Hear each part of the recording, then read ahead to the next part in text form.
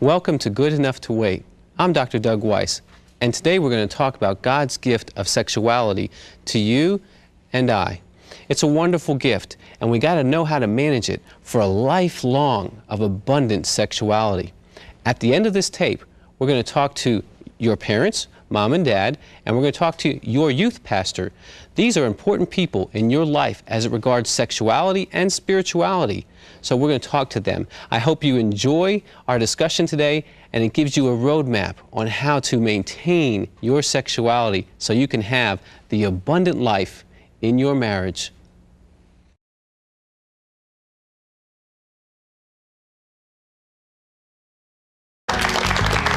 Okay, well, that's an exciting crowd. My name is Dr. Doug Weiss. I want to welcome you to Good Enough to Wait. We're going to talk about sex, and I'm not your mom, I'm not your dad, but I've been there and have some bad experiences to share with you, some good experiences to share with you, and we're going to get into some stuff that a lot of people don't like to get into, but we have to go there because we're all sexual, and it's all about being what God wants us to be. So I want to talk about sex. Sex is God's idea. And some people, when they think about sex, they think, well, you know, God doesn't think about sex. No, God thought a long time about sex. As a matter of fact, I'm sure he sat down and he thought, you know, well, how's the best way that my kids can have fun and yet procreate the race? You know, and as you get older, you're going to experience sex, and it's a wonderful thing, and it can be a lot of fun. It can also be very damaging. Sex is a gift that God gives to each one of us. Just like our spirit, just like our soul, like our mind, you all have varying degrees of all those gifts. Sex is one of those gifts that God gave to you. Now, if we were talking about computers, it's kind of like your DOS program. How many of you understand what I'm talking about? I mean, it's like the way the computer runs. Without that, it's not going to run. You're not going to run without being sexual. When I came out of the womb, and he'd lift me up by the back of my head, he slapped me. That's when they used to slap you. And they go, oh, it's a boy. You know, from that very point, I was sexual. Okay, because it's part of who I am. Now, how I express that's very important.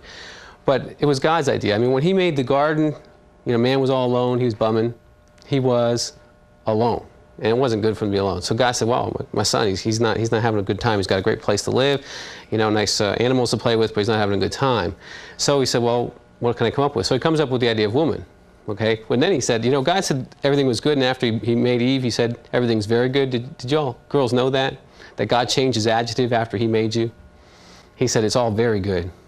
And I think he was like, I think now that comment can go to what I think God was thinking about Eve, and that comment could go to maybe what God was thinking about what Adam and Eve were going to have a good time with. He says now it's complete. Now they can have intimacy spiritually and in every other way. So we're going to talk about that as well.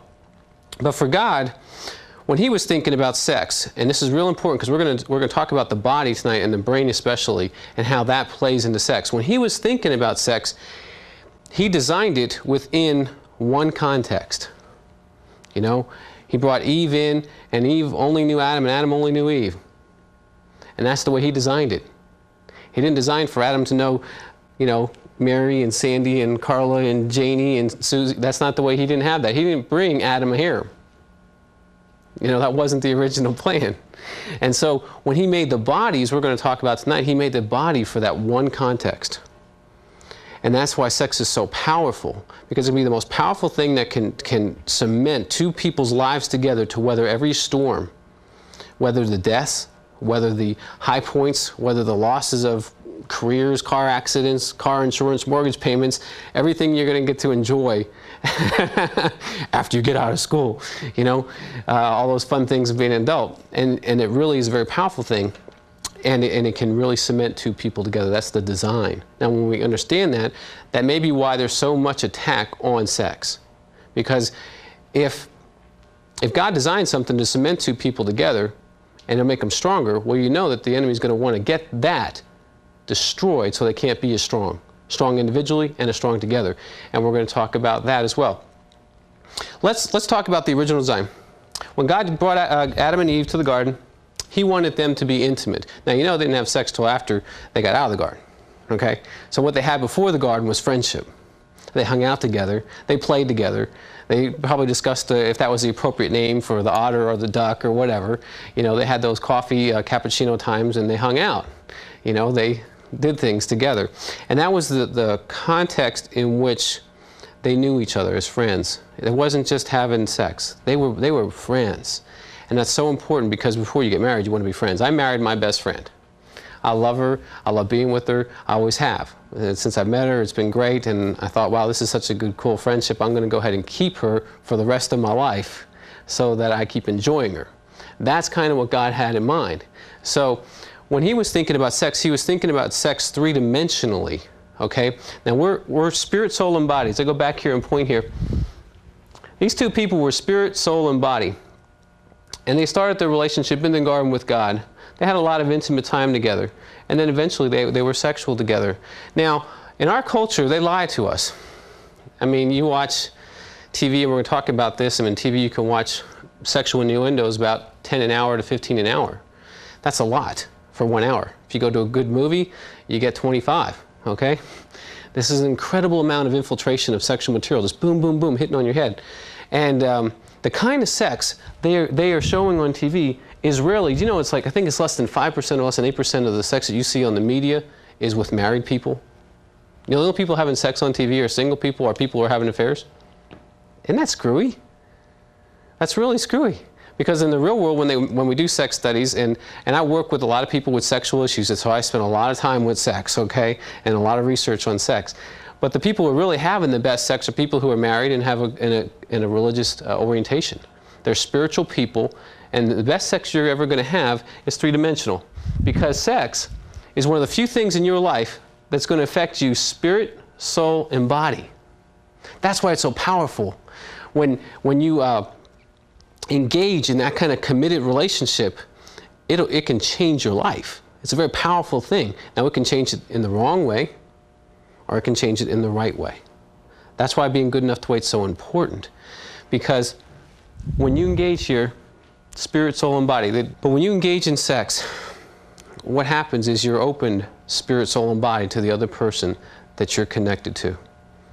And it's not something that you can erase. I can still remember experiences as a young man. I didn't know the Lord, and we'll talk about my story a little bit as we walk through this. I did it all the wrong way.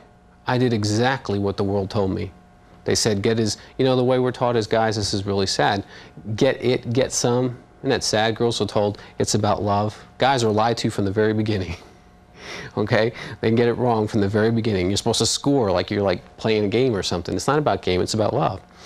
And as we continue to talk about sex, I made all the mistakes, did all the wrong things, and when I came to the Lord, He had to show me the right way. And now it's wonderful. Now I know what He had in mind, because what He had in mind was spirit, soul, and body. But in the world, they give you this one-dimensional view. Just use your body, get off, and get on with it, and that's okay. You miss the whole point. And I know men who are trapped for many years, we're going to talk about this as we talk tonight, many years go into that one-dimensional sex. And that's not what God has for you. I hope tonight that we can at least whet your appetite to wait for 3D sex. 3D sex is good stuff. If you get the one-dimensional sex, well, you didn't get what God wanted for you. And if you think that's what it is, wait till you get 3D and you go, oh my God, I could have had a V8. Okay? That's what we're waiting for, is that three-dimensional sex. So I want to talk to you about sex in the brain. Now, this is not something your mom and dad know.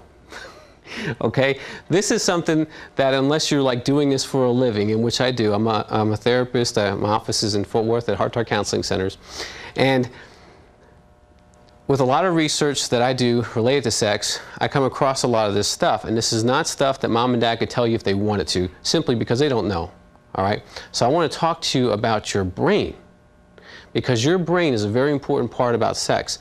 And I think after we get done with this, you're going to understand that scripture where it says in this particular kind of sin affects your body. You sin against your body. You're familiar with that scripture. We're talking about, and they sin against their body if they commit immorality. Okay, we're going to understand that probably a lot better after I talk about this. I'm going to come back here and talk about the medial preoptic nucleus. Okay, now what happens is, in your brain, when you have a sexual release, okay, your brain gets all these Oreo cookies, just floods full of Oreo cookies. They're brain chemicals, okay, endorphins and enkephalins, okay? That's what their official names are. Now what happens is, you get the highest high, and this is really neat of God, you know the highest high you get in your entire body is when you have three-dimensional sex. Okay? It's the same place where cocaine hits. That's why cocaine is so addicting. hits exactly the same part of the brain and goes boom. And you go, whoa, that's good, man. Okay, that's what God wanted for Adam. That's why God says, very good. Wait, son. Okay, it's going to be good. Now that's very interesting, because if you get the highest reward for this behavior, don't you think you're going to want to do it again? Yeah. That was God's whole idea. He didn't want you to have like one time. Okay, you know, that's it. Have a baby. And he could have made us that way. You know, he could have made us that way, but he didn't. He wanted us to have fun. He wants to enjoy each other. So what happens is you get the highest level of reward for that activity. Now that's important. Now the problem is, when you get that reward, this is an eye if you can't see it. What happens is whatever you're looking at, okay, I put a little triangle there because it could be anything. It doesn't even have to be real. And this is real important. It doesn't even have to be real, but whatever you're looking at or whatever you're imagining becomes what you reward your brain for doing. Does that make sense? In other words, let's suppose you're having a little fantasy over here and you decide to be sexual. Well, what's going to happen? You're going to start bonding to a fantasy world. You know, and eventually real people aren't even going to be interesting to you. It's really sad. Now, I know guys like this. I mean, I know you're smiling at me, but I know guys like this who are 30 and 40 years old because of what they did with their medial preoptic nucleus when they were 12 or 13 or 14 years old. And they did it all in secret. See, because I know sex isn't something you go talk about. I mean, you might try to talk about it, but I mean, you know, when I was around your age, I knew a lot less than I talked about, you know, and I talked a lot about it, but I didn't know much about it. Now, you wouldn't know this about it, but whatever you do when you're sexual, you're rewarding your brain and you are bonding to whatever that is. Now, God designed it so that you would bond to one person. Now, this is the design. If you're good enough to wait, you wait for your sex, your brain's fine. You haven't had an experience yet. There's no memories there. You have your first sexual encounter with who? Husband or wife. Boom! Whoa, baby, I think I want to do that again. Okay? That's why all those jokes about people who get married, because that's what's going on. They're rewarding themselves, okay, a lot. And what happens is, within a very short period of time, now I'm going to talk from man's perspective, in a very short period of time, what happens is, this is what God wanted it to be, is no matter what your wife look like, you bond to her. Doesn't matter. Blonde, redhead, brunette, doesn't matter. You bond to her and she becomes your desire. And when you think about intimacy and sexuality, you're thinking about this person right here. Isn't that cool? Is that God made sex in such a way that if you did it right, you get the benefits, because what happens is you might see someone else who's attractive, but you go, well, they're attractive, but she's not my wife. Not my wife. Okay, now here's the really cool thing, what God wanted to do. Because let's suppose you get married, you're 24, 25 years old, however you're old when you get married, and you've been doing this, say, a couple times a week. All right, a couple times a week, and you've been married for 50 years. All right, so that's 50 times 2, which is 100 times 50. So you've had sex 5,000 times. Okay, now don't worry. When you get started, you'll get there eventually.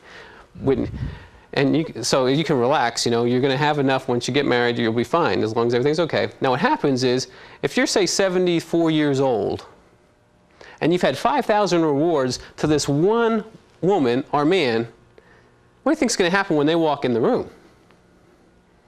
You ever see those little old people who just can't get their hands off each other? Those are the people who did it right. See, they were in a generation where they weren't taught about this. They were told, they just knew they weren't supposed to have sex before they got married. And I want to apologize to you as an adult. Our generation has got all screwed up. Our generation bought a big old lie. Said there's free sex, and that's okay. It's not okay, and it's not free. We're going to talk about that later. But what happens is, if you do it right, you get all this reward attached to this one human being. And when you're 70 years old, I mean, I can tell when my wife walks in the room at 70 in her little t-shirt and jeans and her little sneakers, I'm still going to be after. Okay? Why? Well, because I have rewarded myself with only her. So when I see her, I get excited. Does that make sense to you? Okay? Does it make sense that this is the way God made us so that we could enjoy each other? Okay? Now, that's the good side. That's the original design. That's the way God wanted it to be. He wanted us to be pure and clear when we got into this, because this is a high reward kind of proposition. Now, what happens in our culture? I want to talk about a couple things that happen. One is, you're not even told this stuff. You're not even told you're going to mess up your sex. We're going to talk about how, through tonight, we're going to talk about how to have the best sex, how to have the worst sex. And a lot of it has to do with what you do right here. A lot of it has to do with this. Why? Because if you do it right, you become those little old people, you know, they're close together, they love each other. Oh, honey, you know, that's what happens. Now, if you do it wrong, that's not what happens. Okay? Now, at any point, God can intervene in this process and He can begin to heal you. I want to give you that hope. I mean, if you've done what I'm going to be talking about here, God loves you. He is so in love with you. He died for you, and He wants to restore every part of your life. So if you got involved in sexuality, He can heal you through that, but you're probably going to have to walk through some healing to get there. Okay? Now, here's what happens if you do it wrong. Now, we'll talk. I'm a man, so I'm going to talk from a man's perspective just for a few minutes. Okay? I'm just one thing I can't be is a lady. Okay? Don't want to be. Thank you, Jesus, for making me a man. And I hope my wife's glad she's a woman, and I'm glad she's a woman too. We have a great time. Now, if you do it wrong, what happens, somewhere around 13, 14, 15 years old, you can do one of two things. If you're acting out in such a way that you're with yourself, and you reward yourself for going to fantasy world, then the fantasy is going to be what you desire. And you're going to see women as objects, not people. You're going to see them as some. You're going to see them as parts. That's not God's design. God wants you to see someone as His child, as a person, as a wonderful person, an intellect, a spirit, drive, ambition, creative, full of life. Okay? But if you get into the pornography, okay, and fantasy, what's going to happen is it's going to twist your sexuality out. Okay? Because what are you going to be motivated by? Let's suppose you're 13, 14 years old and you get into pornography. Let's suppose you're 16, 17 now and you've been doing this for a few years. What do you think you're going to desire? Pornography, right? I mean, it doesn't matter what you put here. Whatever you put here is going to be what you desire. See, that's the trick in sex, is you've got to know what you're putting here. You put the wrong thing here, you get the wrong results. You put the right thing here, you get the right results. That make sense? Because you're going to get rewarded either way. See, your brain doesn't know the difference between this being appropriate or inappropriate when it gets the rewards. It just knows it got it. Just like cocaine. It goes, oh, that's good stuff. It doesn't know it's against the law. You see what I'm saying? So what happens is your brain gets the good stuff, but if it gets good stuff attached to bad things, then guess what your brain's going to want to do? Bad things, man, bad things, okay? It's going to find itself looking on the internet. It's going to find itself into all kinds of behaviors. It's going to find itself looking for women who have already been sexually abused, women who are victimized, and try to take advantage of them, just like they do it in the movies. These are the movies you make.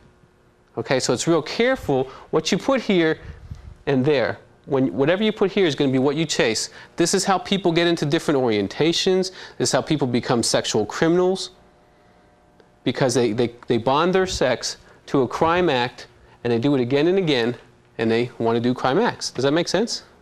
Bad things, you connect it to bad things, that's where you're going to go. So, watch your brain. This is a holy place, okay? A real holy place. And whatever you put there is going to be what you chase with all your heart. Let me tell you, it doesn't matter what brain this is in. This could be a future minister. This could be a politician. This could be a lawyer, a doctor. Couldn't matter, doesn't matter. Anyone's brain has a potential to self-destruct through sex. That's why the devil wants your sex. Because if he can get it, he can mess your life up. He can take your destiny from you. Because what are you going to be chasing? Well, whatever's over here, man. Okay? And you're going to miss it. And I know, because I deal with men who've done the wrong thing so long. They come into my office and they're broken because now they're addicted to that thing over there. And you know what the average cost of their addiction is? About $250,000. Their average amount of time can be anywhere from 2 to 3 years off their life, gone. That's what happens when you chase the wrong thing. Now, if you're good enough to wait, you won't have that problem. And you'll probably reach your destiny. And you won't have to have the side effects of that. Okay? I want to talk to you about some of the truth about teens. Now, you can understand why sex is so important to God and why it's so important to the enemy. Do you understand this? This is the rudder of your ship. And the thing is, nobody else knows about it. Okay? That's why you can go to Bible school. You can build great churches. And bam, you end up getting caught with someone inappropriate in your life. That didn't happen at 40. That happened at 13 and 14 and 15. Do you see that? And what happened, boom, boom, boom, boom, boom, boom, boom, boom, boom, boom, boom, boom, boom, boom, boom. This ship just start turning. Put up a good front, but the destination shows you what the guy's been doing to his brain. And I hope that helps you make sense out of some of the things that go on in our sports scene. You know, guys who are millionaires, multi-millionaires every year, and yet they find themselves being in like inappropriate places with inappropriate people, and they have beautiful wives, and you go, what is wrong with that guy? Well, now you know. When he was a kid, he did the wrong thing to his brain. So he got the wrong results. And that's the power of sex. Sex is the most precious gift, but it's the most powerful thing you possess. That's why your parents are scared of it. Because they know. And then some of them don't know what to do about it. They don't know what to tell you about. Some have their own guilt and shame. But it's the most powerful thing you possess. Where you put it is probably going to be where you end up. So be real careful. I want to talk to you about some of the facts about teens and sex. Because these guys get it hit. I mean, you are probably the most assaulted generation in the history of mankind. I mean, when I grew up, and I'm not that much older than you, when I grew up, sex wasn't as prevalent on TV. I couldn't get it at a click of a button. I wasn't getting every billboard and every commercial looking like somebody who just had plastic surgery. Okay? I wasn't getting all that stuff. I was still in the good old days. Okay?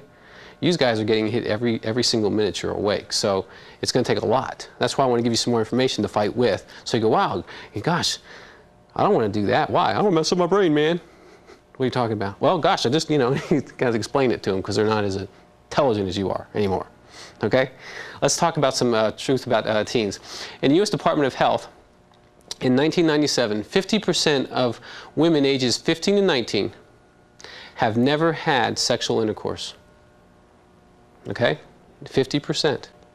So what I want to tell you there is you're being lied to. Not everybody's doing it. Let me tell you, that lie has been around since the history of man. And I think men have mostly done it. So that's what that tells me is 50% of the women, and this isn't Christian women, this is just women. Those old good heathen women. 50% of them are not having sex between 15 and 19 years old. Now what's interesting is this statistic is the first time that has moved up in a direction where more teens are not having sex. And in some age groups, more teens are not having sex than are having sex. Now, I know you don't hear this stuff on TV, because that's not science on TV. That's media. That's hype, okay? And I know you're being coerced into some things, but I'll just give you some facts. So 50% of girls aren't having it, okay? Let's continue. In the SICUS report, in the United States, more than half of the teenagers are virgins until at least 17 years of age. Did you know that? Did you know you go down your schools, you're still a virgin, man. Come on. There's got to be 50%. That means you could take your English class and you could split it in half, and 50% of them are lying. Easy. Now, as Christians, we're not trying to lie. We're trying to say, listen, I follow God. I don't want to do that. But what I'm trying to tell you is there are lots of people like you who don't want to, and lots of people like you who are not. So you're not alone. You remember the story where the prophet said, oh, God, I'm the only one. And God said, well, son, I got news for you. You're not the only one. But when it comes to this, because we don't talk about sex openly, you can think you're the only one. You're not the only one. Okay, this is 2 large studies. Let's go ahead and do another one. This is another study. 70% of all youths are still virgins by their 16th birthday. Now, 70 50%.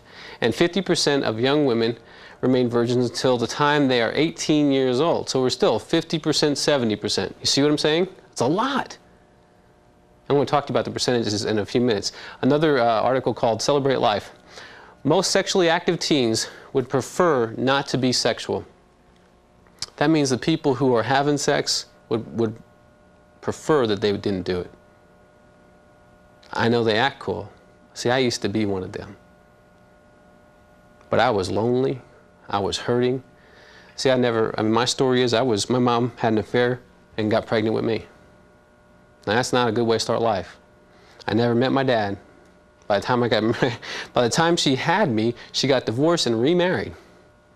So I had a different dad. His last name was Weiss. Okay? And then I was abused. Then I was into all the other stuff. And I was lonely. But the world told me, if you just go out there and grab all you can get, you're going to be happy. By the time I was about 18 and a half, 19 years old, I remember I had everything. All the sex I wanted. I had a very good job, had all the money I wanted, had all the drugs I wanted. And I remember kneeling down at an altar. Nobody was around me. I was out like one of those youth camp places. I just went there. And I said, God, I said, I have it all. And I'm ready to die. Because if this is all it is, I don't want more of it. And then God supernaturally saved me and brought me into a lot of healing I had to go through, okay, because I was dumped on for a lot. But then He brought me into a life of love and purity, and it's great, okay? So I'm not telling you from someone who hasn't been there. I've made the mistakes, okay? And we're going to talk more about that as we go through. One more study, another study here. In 1994, a Roper poll found that 62% of sexually active girls wish that they had waited until they were older before having sex. Here's another stat saying they wish they would have waited, okay? And that's what we're talking about, being good enough to wait. Most youth are not having sex. Now, I sure wish that I would have heard that message somewhere. And I can tell by when I'm looking at some of your faces, like it's the first time you thought it. You go, well, that's not what I've heard. So what I'm telling you is you're being lied to. Okay? The facts are, when they take these large studies and scientific studies, they're finding out that kids are actually waiting longer than before. I think it was like between 15 and 20 years, that number kept going up on how active teens were. And for the first time, it's plummeting down. We're in a revival. People are getting smarter. And in your case, you got real good reasons to stay good enough to wait. Okay? So they're not having sex. Many of your peers who are having sex have been sexually abused. I'm going to give you some interesting information. My dissertation is in sexual abuse. So understand that. I've been sexually abused. I understand sexual abuse. Okay? It's what makes you crazy, makes you nuts. Okay? 1 out of 3 girls have been sexually abused by the time they're 18, whether they go to church or not. Now you think what that means in your youth group. That means you could take the girls, line them up, and go 1, 2, 3, stand out. 1, 2, 3, stand out. And that's what you're going to have. Now, I know you don't know that. Let me give you another stat you don't have. 1 in 6 men have been sexually abused.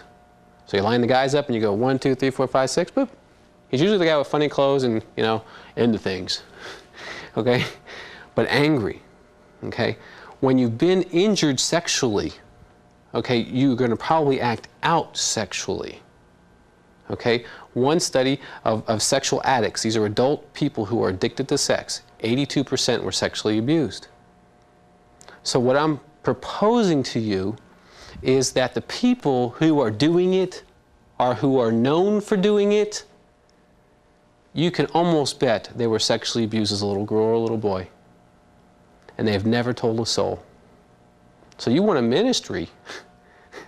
Say, listen, it looks like you're in a lot of sexual pain. Did someone hurt you when you were little? Because this guy told me it's real probable.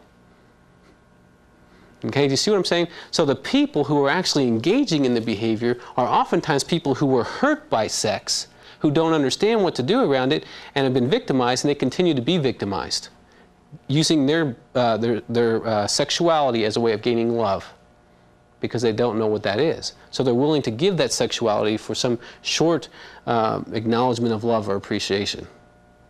And they cheapen themselves. You see what I'm saying? So when you see these people who are like into it, what I want you to put over their head is probably sexually abused. And it'll help you understand them. That those are the people you need to pray for. And I know I dated a Christian girl when I was in high school and I was a mess. And I believe she prayed me into the kingdom of God. Because she must have looked at me and said, "You are one mess, son." You know? And I know she did. She prayed for me because when I met her a few years ago, she said, "Man, I'm so glad I heard you got saved."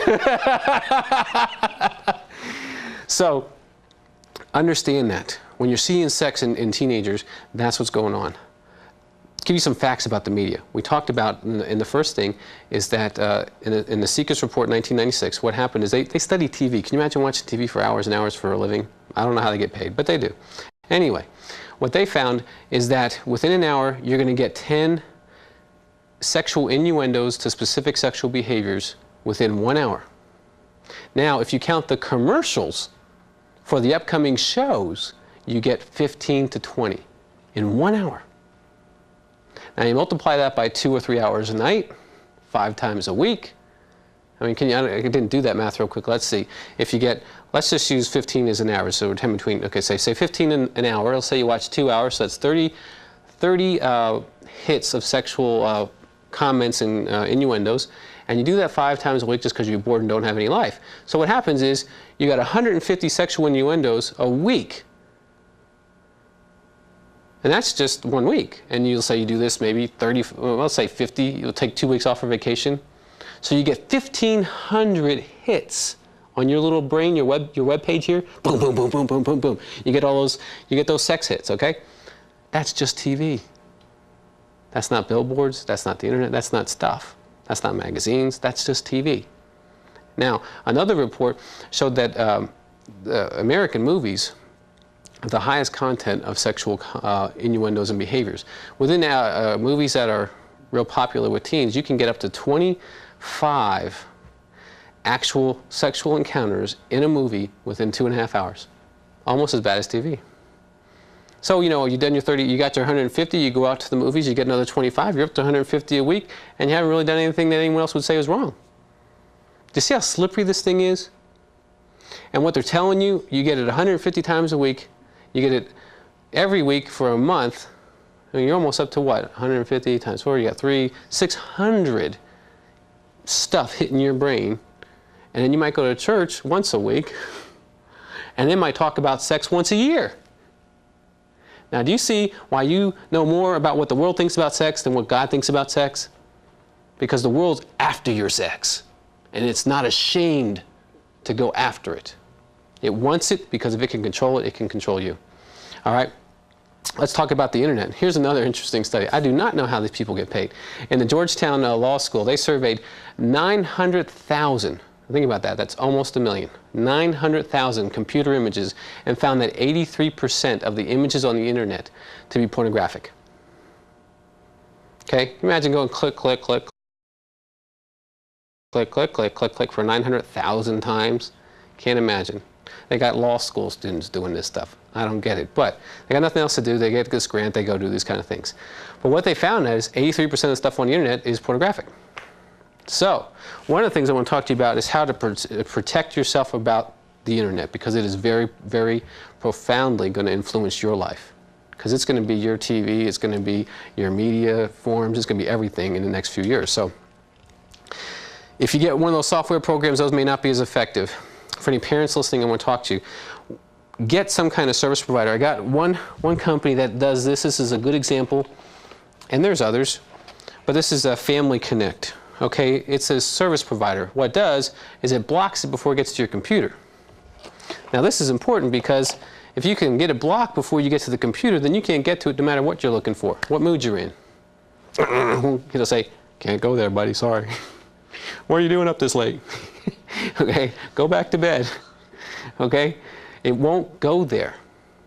Now, and I am committed to this, and I'm a parent, I've got some young children, but I know when they get starting an age where they want to start going to Bobby's house and Susie's house, I'm going to call Bobby and Susie's parents and say, "What service provider do you have?"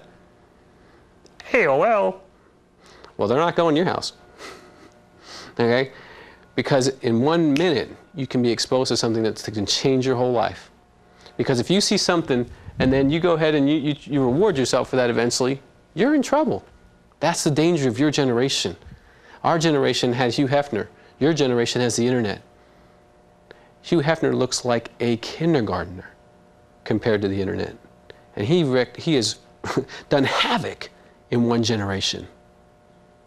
In the next generation, all hell's going to break loose.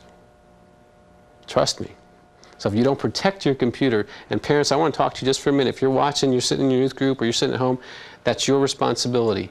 They're your computers, you pay for it, get a service provider. If you don't, you're asking for a whole lot of trouble, and it will really hurt you. Let's go to one more. The Christian Science Monitor, 60% of young people say that they get a lot of information about sex from television, movies, and music. That's where the majority of your sex information comes from. That's why we're doing this video, because I want at least make a dent in your information so that you can go, well, at least now I know that most people aren't doing it, man. So you're the minority. Isn't that cool? That you are the majority?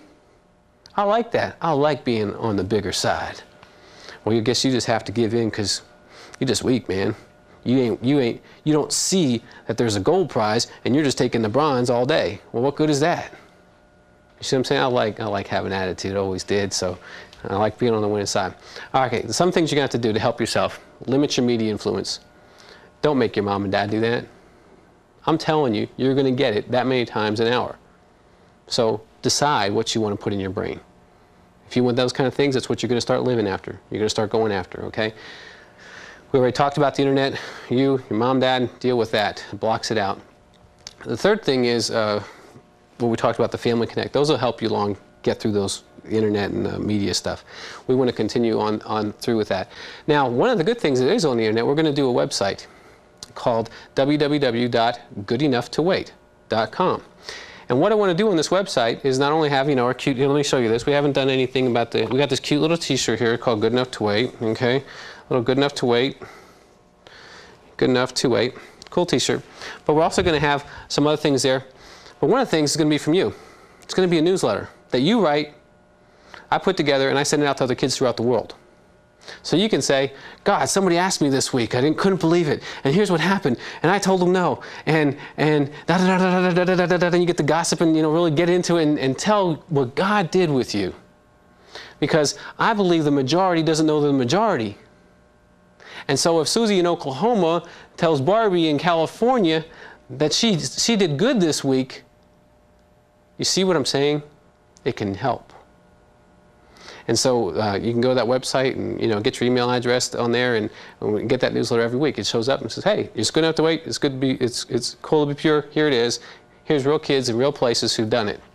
So you don't feel alone. Because one thing kids need, I think, what I needed was encouragement to stay right. I knew what was right, but I didn't have anyone encouraging me. They would encourage me the wrong way.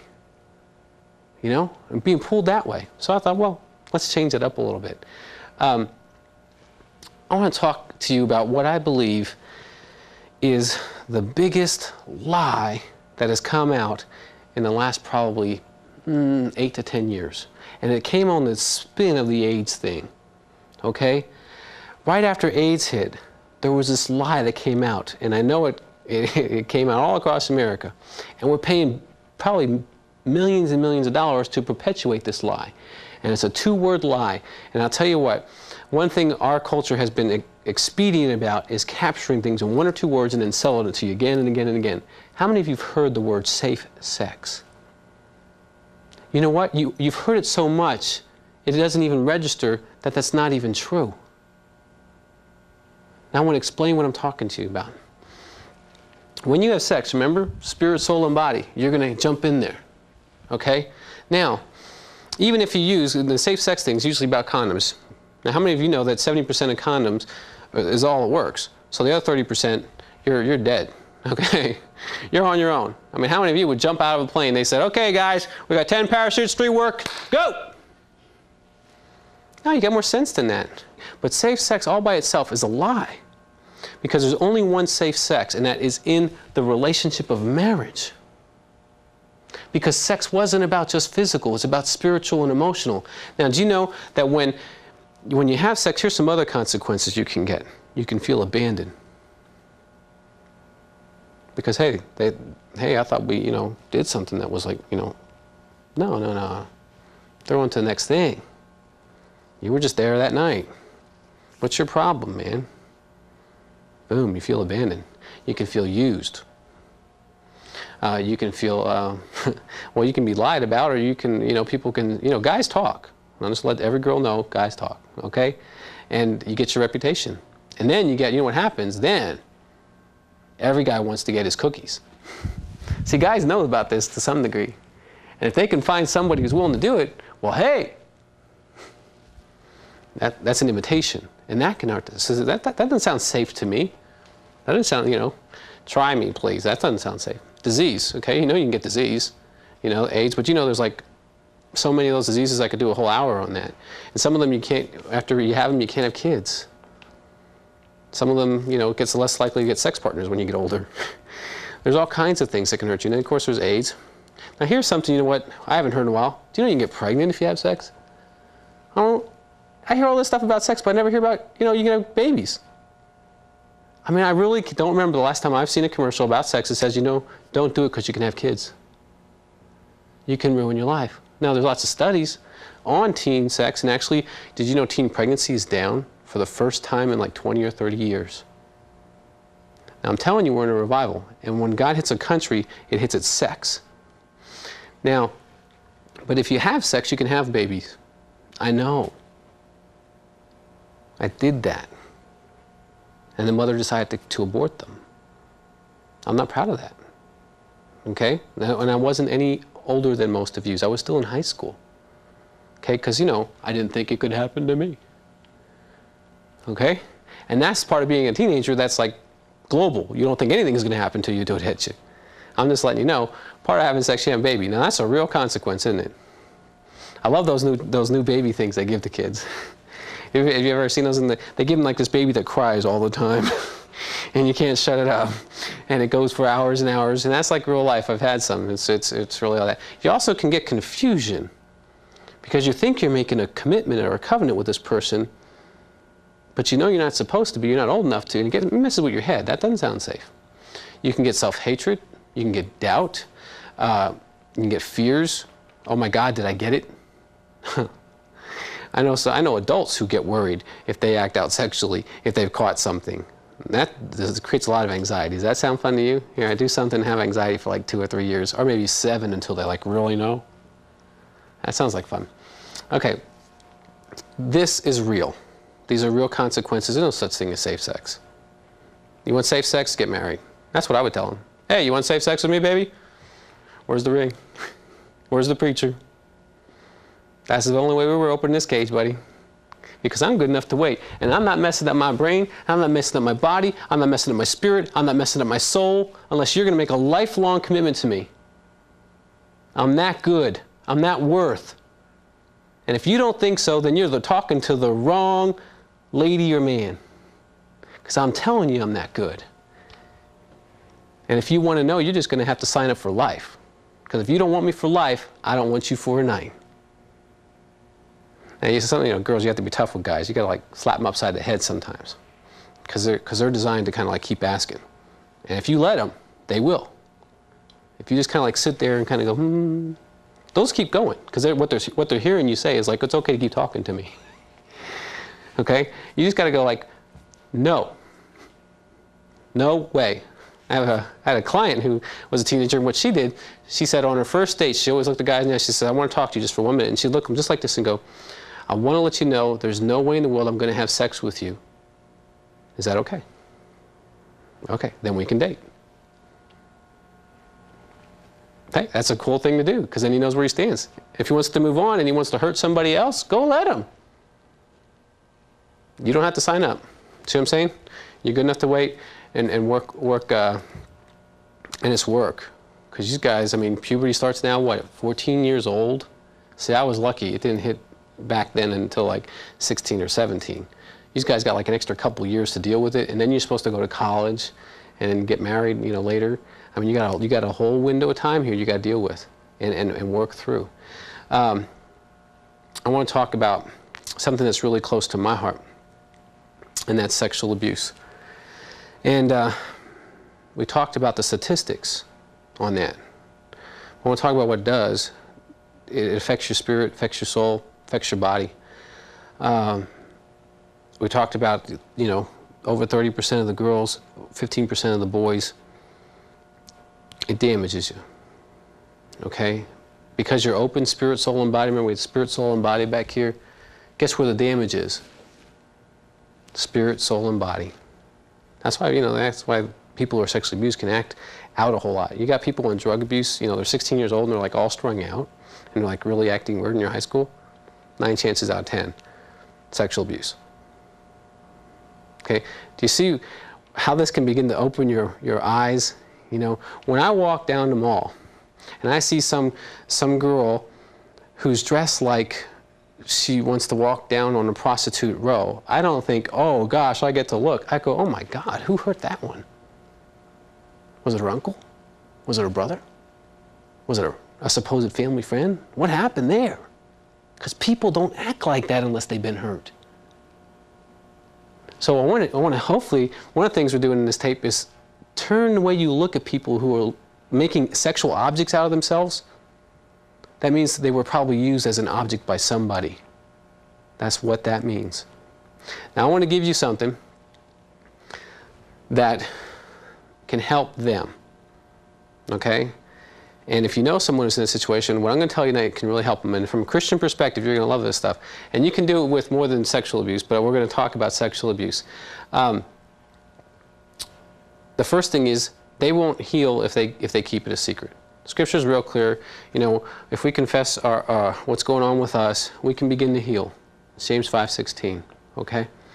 So we need to talk about it. So if there's anyone, you're listening to this tape and you've never told anybody. I never told anybody. Gosh, I was probably 14 when it happened. I don't think anybody knew until I was in my 20s. Almost a decade of silence. You're not going to get better by keeping it a secret.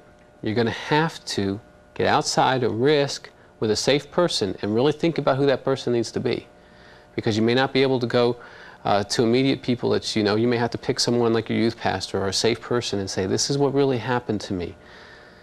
And begin to share it so that you can start to get well. That's the first thing. They have to talk about it. And I'm telling you, they want to talk about it, but they don't know how to approach the subject. So if you ask him about it, you go, I was listening to this Dr. Doug guy, and he told me that someone like you might be really been hurt. Has that ever happened to you? Like, is that true? Like, I'm like taking a poll or something. Right? And they might be, yeah. And you might be able to help them. Now, I mean, you're not going to know what to do with it, and you can't cure it, okay? But I want to give you something that you, as a Christian, you can say, here's something I learned that helps people like that, okay? I call it cleansing the temple. How many of you are familiar with that scripture where Jesus cleanses the temple? I mean, this is one of the few scriptures, this is in Luke 19:14, where Jesus gets really upset. I mean, you can see Jesus, He walks into the temple and he goes, wow, a lot of defilements brought into this temple. Now, the temple didn't do anything wrong. Didn't do anything wrong. But all this defilement's coming into the temple. And so Jesus goes in there, God tells him to go in there, he goes in there, has a whip. And first thing he does is he says, boom, you're making my house a prayer, a den of thieves. I can never imagine Jesus talking. I don't know what to say when Jesus talks, but I can imagine he had a voice like that, power. And he says, you're making my house a prayer, a den of thieves. But you know what? No one moved. It wasn't until he did the second part where he engaged his anger, physically and verbally. I mean, he started throwing stuff and hitting stuff. I won't show you because I like this table the way it is, but I mean, whacking it away and whacking it away. You know what? Then that defilement moved outside that temple. And that temple was restored. It was clean. And that's exciting, okay? When you're sexually abused, it affects your temple, spirit, soul, and body. You are the temple of God. But when someone defiles your temple, and this could be through physical abuse, emotional abuse, sexual abuse, anything like that. What happens is it defiles all of that. And so you're going to have to do something that engages you, spirit, soul, and body to get better. I mean, if it affects you, spirit, soul, and body, you're not going to have sit down and go like a therapist, just like, talk to me, and we're going to get better. Okay, you don't do that at the hospital. You got five bullets, and they go, well, tell me about the facts about your bullets, and they'll get better. They won't. You'll die. Okay, takes a little more intervention than that. Okay, so what I do this in my office, and I'm giving it to you for free, and because I want you to pass it on, is if you've been sexually abused, you're going to have to cleanse the temple, and I'm going to tell you specifically what you're going to have to do here. Just like Jesus, in that situation, you didn't do anything wrong. Your temple's pure, and that's the way that God designed it. Now, the defilement that was brought into your life through sexual abuse, now you have it.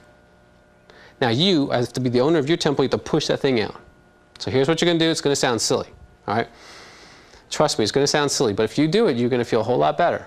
Now, some of us, we ain't do this with other people in our lives because we're just mad as anything at them, okay? So here's another way of getting rid of anger. Because, see, anger is one of those things that unifies the spirit, soul, and body like sex does. There's only a few things it does. Because when you're angry, I mean, you're really there. I mean, all of you's there, okay? And it's one of those few things that can push this junk out. So what you do is you take your perpetrator, let's call him, pick a name, Frederick. We'll call him Frederick. Okay, the person who perpetrated you, his name was Frederick. So what you do is you write a letter to Frederick. Now, nothing you're going to send to him or anything like that. You just say, Frederick, you are really, and you let him have that, okay? Just everything you think and feel, all that stuff, you can just let it out. You just vomit emotionally on that. Get that all out of you. And then what you get to do, now that doesn't change it, okay? What you get to do is you're going to have to get angry. I got my little block somewhere in the building, but I'm just going to go ahead and illustrate it to you. What happens is you're going to take that letter, get yourself some kind of racket or bat or something you can really grab a hold of. You know why? Because Jesus had a whip in his hand. And I'm going to tell you this because you got to remember this, because you're going to find somebody in your life who's going to need this. Okay? So what you do is you get your bat, warm up a little bit, get on your bed, make sure the phone's off, no one's home, Get yourself that bat or racket, something you can hit with. You read that letter out loud. You say, Frederick, ba-da-da-da-da-da, and you let him just kind of have it there. And you take that bat and you start pounding Frederick until it's out of your being. Miracles happen every single time I've seen it done. I've been doing this for over a decade, working with sexual abuse. And what happens is they push that pus right out of them. And I'm talking about this because if you've been sexually abused, it's going to affect your sex, unless you do something about it. You see what I'm saying?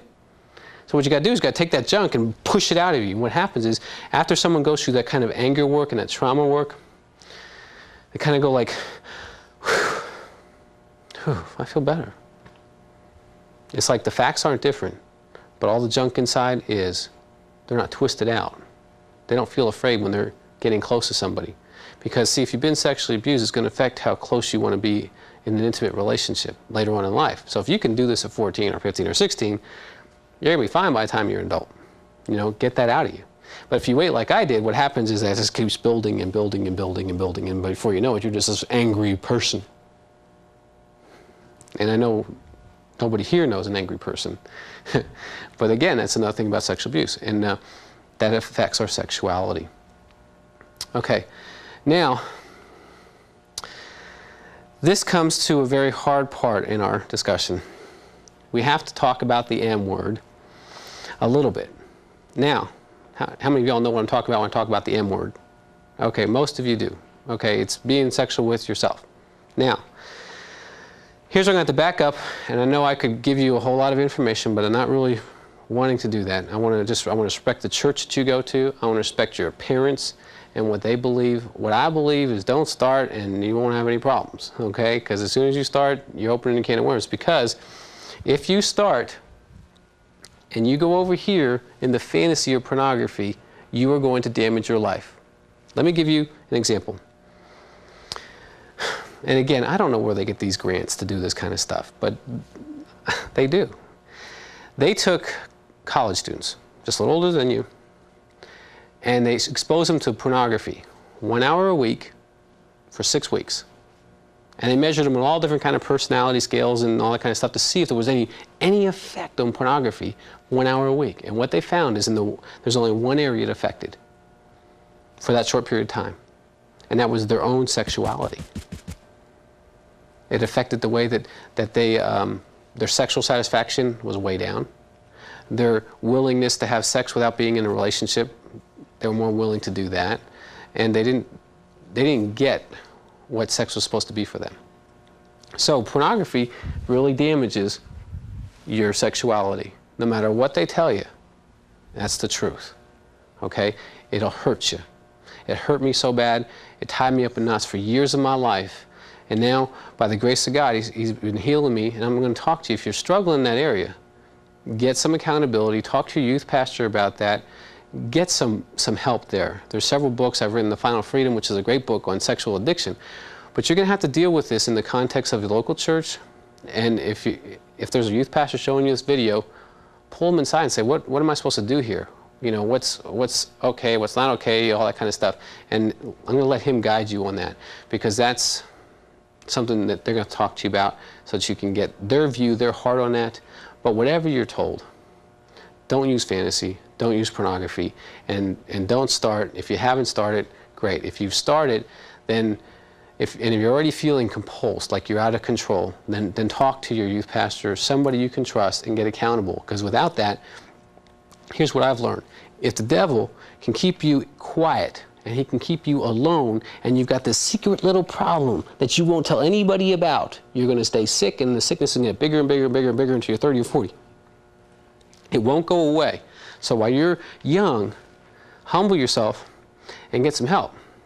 Because no matter if you're 14 or 44, you're going to need some accountability to get better if you're already trapped. Now, if you're trapped, God loves you. He forgives you. He is in love with you. If you fall, get up, get accountable, move on, so that you can have the best sex for the rest of your life. That's what God wants. He wants you to have abundant life. He wants you to have abundant life in sex. How many of you think God wants us to have good sex? I mean, like, that's like one of his goals for your life. You've heard, like, God wants to bless you. He's got a plan for your life. Okay? I've heard that a whole lot. One of those plans for your life is for you to have the best sex possible. And you know what? Let me give you some studies. The people who are having the best sex, we talked about real early in the tape, is that they're married and they've got a spiritual connection. So, go for it. Wait, and then you're going to have good stuff. Okay? What you do between the ages of 13 and in your early 20s is probably going to determine the quality of your sex life. Nobody's told you that. Okay, no one said, hey, okay, you're 13 now, and what you do is going to affect your whole life. I mean, I've heard, you know, don't do it. I remember when I went to my singles pastor, I mean, I was already in my 20s. I'm saying, God, you know, help me out here. He's like, well, just stop. If I could stop, I wouldn't be talking to you. Okay? That's what I was thinking. I'm like, come on, give me more than that. Okay? So get in some kind of accountability with your youth pastor. The worst way to have sex for your future is, one, to get itself into pornography or fantasy, or get in the internet and get into trouble. It's going to take your life away, your destiny away. 2, if you bond to that unreal world, you're not going to want people in your life. You're going to want images in your life. And I know I have cases where guys won't even be with their wives because they're into the other world. That's really sad, isn't it? They got beautiful wives, and yet they're not, because they got screwed up when they were 13 or 15 years old. Okay, that's very important. You can become addicted that way, very addicted. 4th, you can get to the point where it's just not any fun, and you're not going to want to do it. I want to talk to you about how to go and have the better part of sex, because when you have sex, you want to be spiritually available, emotionally available, and physically available. That's what God has in mind, so that you're awake. I mean, that's kind of like God's idea. I want to talk to you about one study. This is Red Book. You've all seen the little Red Book magazine, you know, women's magazine, real popular. Okay, they studied, now get this number, 100,000 women. Okay, that's a lot of girls.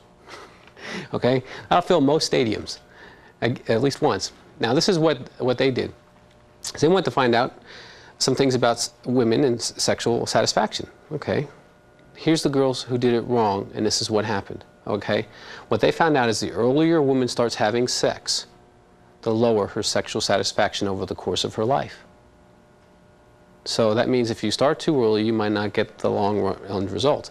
The other thing is, the more partners she has had, the less sexually satisfied she is over the course of her life. Okay? Now, they don't tell you this as teenagers, like, because see, sex is for like the rest of your life. How many of you, the way I get sex in the media is it's like, it's for now, right now, right now. There's no other time. It's got to happen now. It's tonight or, there's no other time. I don't want to sing a song you won't know. But this is, again, just proof that if you take your sexuality too lightly as an adolescent, as a teenager, as a youth, whatever you want to call yourself, young adults, you can have long-term, 20, 30, 40-year results for those choices. And what I want to show you is, I want to show you that spectrum. Now, if you've made bad choices, do you know what God says? I love you. I forgive you.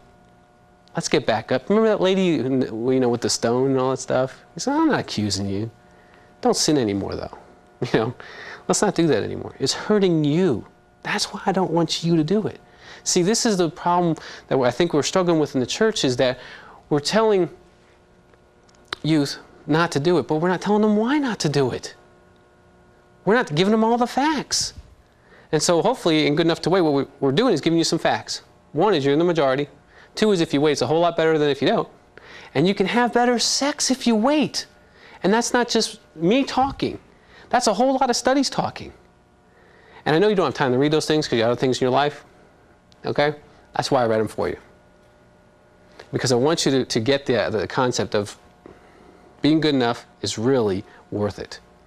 Because if you get that out of today in our discussion, it was worth being here and sharing this with you all.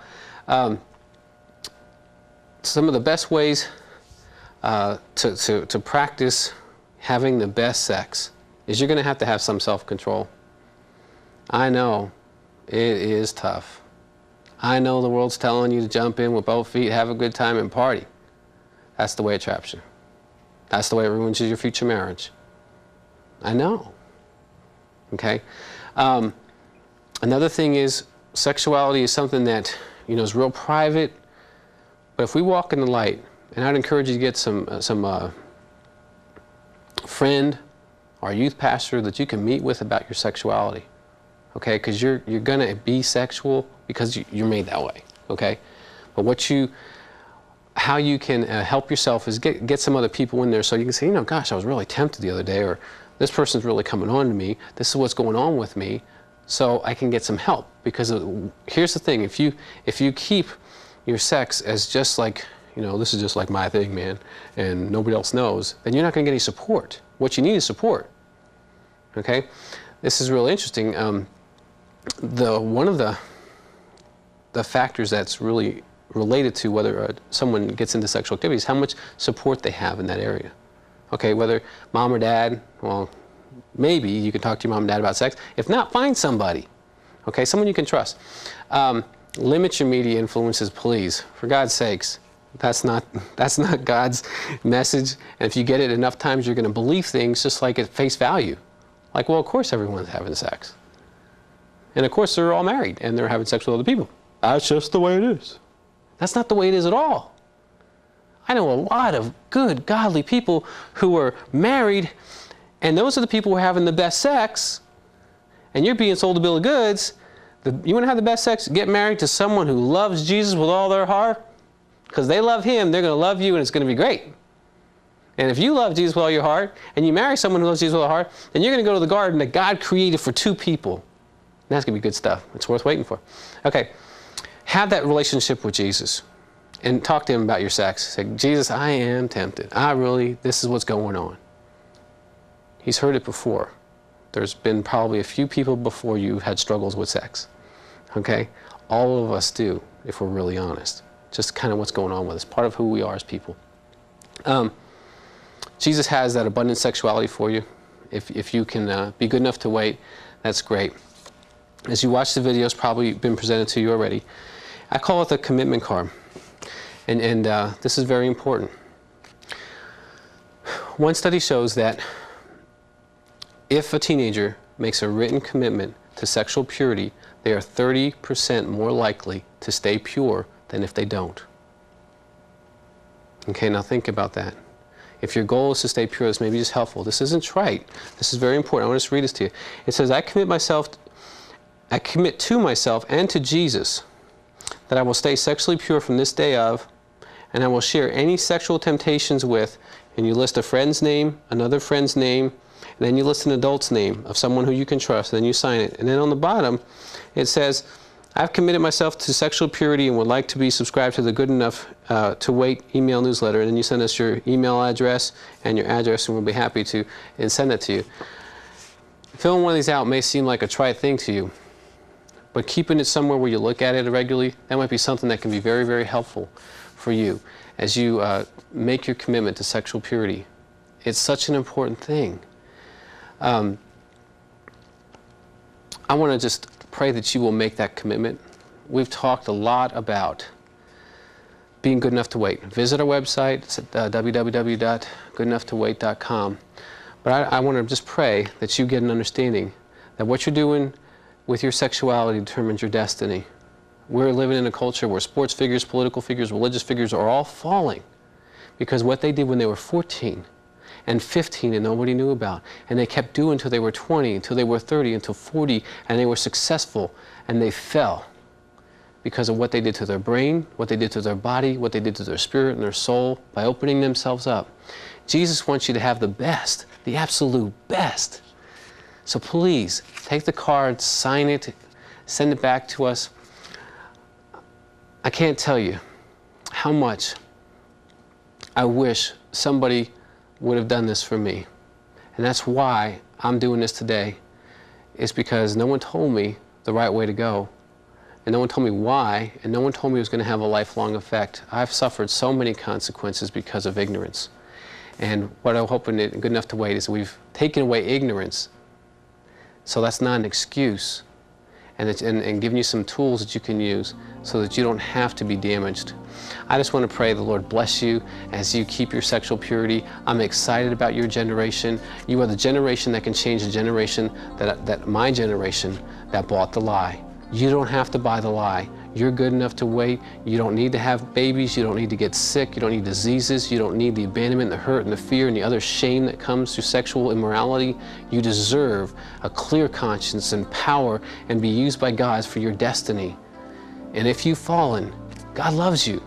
Talk to somebody and move forward. God bless you.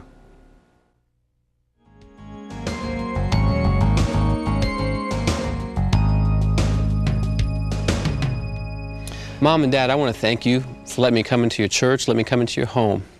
And I want to talk to you specifically about sexuality. I know as a parent we're all uncomfortable with this topic, and as churches we can be uncomfortable with this topic.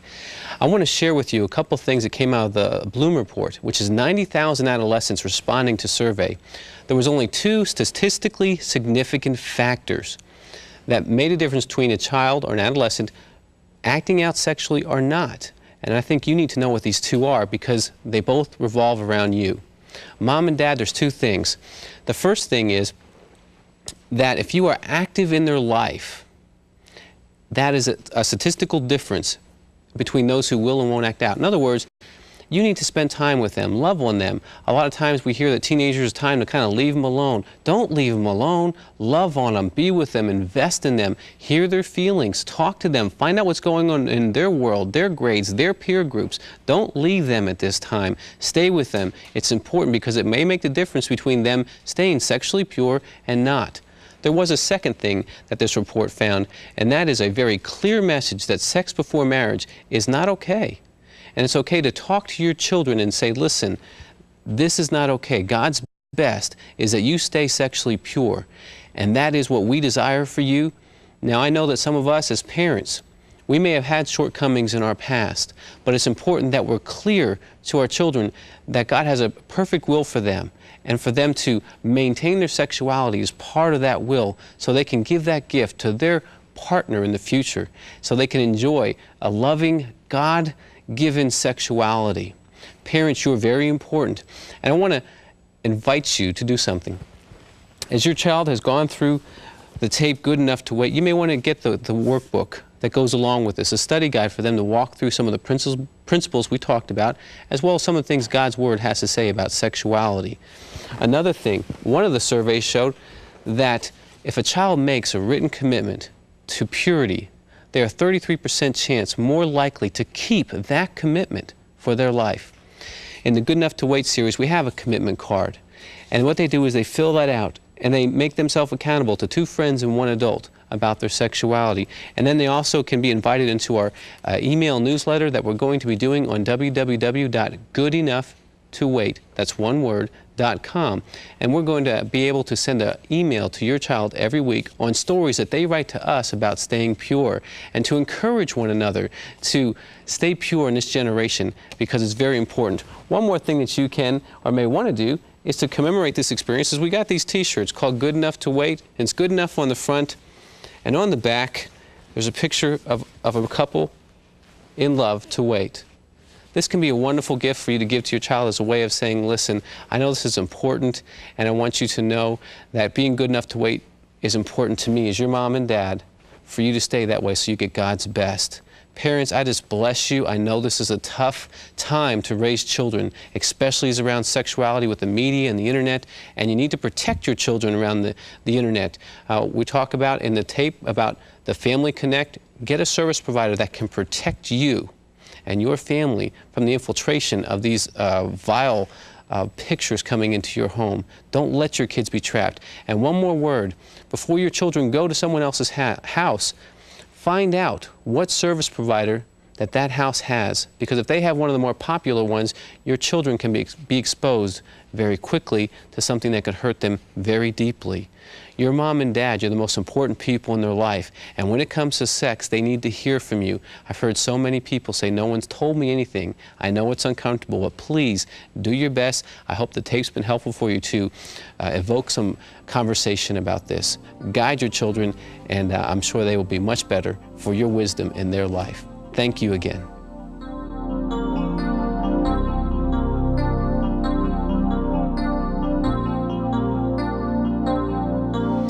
Youth pastors, I want to talk to you. You have a great job and a great responsibility, and God has given you the sheep, the young sheep of His church, and they are precious, and He does want them to stay pure. But this is a tough generation, the toughest in the history of mankind. They are being flooded with images, 15 to 25 images sexually on TV every hour. And with the internet coming into their home, with the possibilities that are unlimited for sexual exposure, we need to be wise about helping them. I want to encourage you to be wise about the internet, how to help them choose service providers like Family Connect or other service providers in your area that they can get help, and make sure that's a clear message to parents as well. Educate them, please, for the teens that you're responsible. Also, you and I are aware that sex is sometimes very difficult to talk to mom and dad, and temptation about sex is even harder. I want to encourage you to set up some kind of open invitation to your office and to your home with you and your wife, and say, listen, if you're struggling with sex, please come talk to us. We know a little bit about that, and we would love to help you along the way. And we found some things out, and make sure that you're planning, that you teach about sexuality and purity and God's best. I know you're talking to them about that, but also let them know, hey, if you're struggling, you can be accountable to me. I'll help you through it. I'm not going to shame you. If you fell, let's get up together. Let me hold you accountable, and let me hold you close to my heart and say, I love you, and let's get through this. And if you need any more help, youth pastors, I know that you face a lot of issues. If the parents need to do a telephone consult with me, have them call my office, 817-377-4278, and I'll be happy to help them through that difficult time. God bless you for what you're doing. Because of you, many of the young sheep of this church of Jesus Christ in this century can stay pure. Thank you again for what you are doing.